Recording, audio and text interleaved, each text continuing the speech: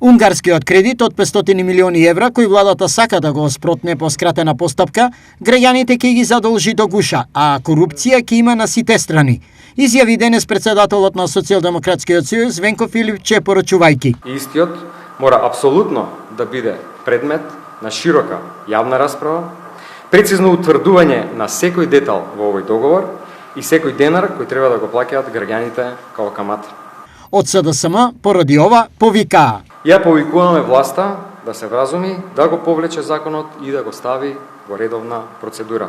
Да организираме јавна експертска дебата, а законот да ги помине сите филтри. Да се прецизира секој аспект на задолжувањето, да се расчистат сите дилеми и да се гарантира дека граѓаните ќе бидат заштитени. Доколку ова не го направи ВМРО-ДПМН, тогаш јасно потврдува дека има сосем други скриени намери на кои предупредивме. Мицкоски за обвинувањето од СДСМ вели дека имаат друга конотација.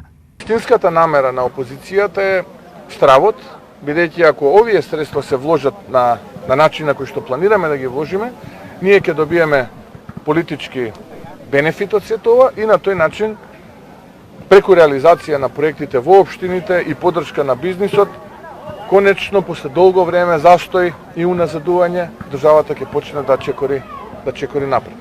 Тоа е вистинската суштина. Инаку трошоците за овој заем се од 12 до 20 пати помали од заемите кои што ги земала претходната влада на СДСМ и други.